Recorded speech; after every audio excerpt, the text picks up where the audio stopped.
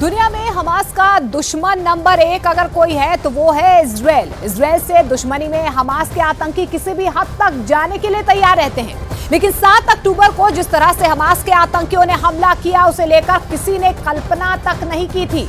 अब ये बात सामने आई है कि इस हमले के लिए हमास कमांडर्स ने अपने आतंकियों के दिमाग में ऐसा जहर भरा था कि इंसान कुछ ही मिनटों में हैवान बन जाता है।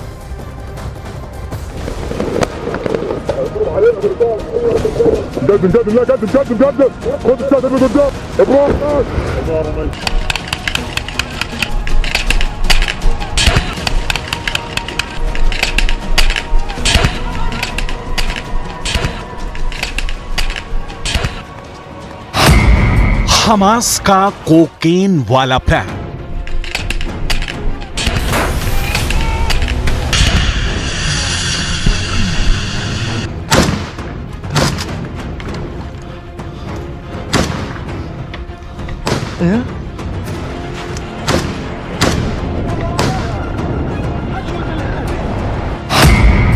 नशे में नरसंहार की साजिश।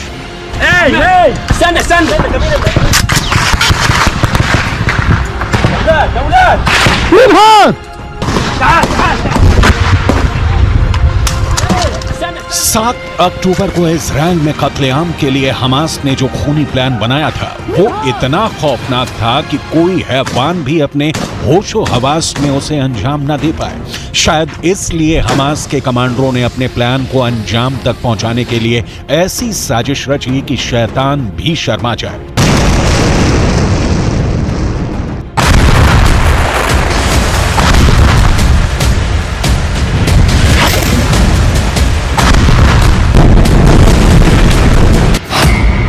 एक रिपोर्ट में यह पर्दाफाश हुआ है कि 7 अक्टूबर के हमले के लिए हमास ने कैप्टागन ड्रग्स का इस्तेमाल किया था। आतंकियों को इजराइल भेजने के लिए उन्हें कैप्टागन ड्रग्स की डोज दी गई थी। इजराइल की सेना ने जिन हमास आतंकियों को मार गिराया उनकी जेब से कैप्टागन ड्रग्स की गोलियां बरामद हुई थी। कैप्टागॉन एक साइको एक्टिव ड्रग है और ये बेसिकली समझिए ब्रांड नेम है फेनिटाइलिन का, और ये ड्रग जो है ये एम्फेटामिन लाइक ड्रग्स के ग्रुप में आता है। 1960 में सबसे पहले एक जर्मनी की फार्मा कंपनी ने इसको प्रोड्यूस किया था।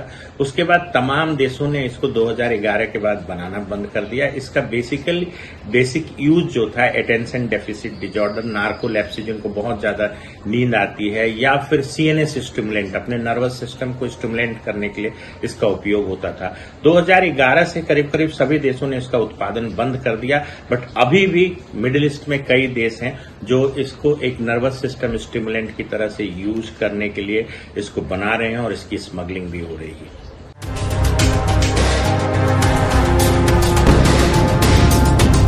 यानी हमास के कमांडर भी ये बात अच्छी तरह से जानते थे कि उन्होंने इजराइल के खिलाफ जो नफरती प्लान बनाया है उसे कोई इंसान अपने होशो हवास में अंजाम तक पहुंचा नहीं सकता। ये प्लान कितना खौफनाक था अब जरा वो देख लीजिए।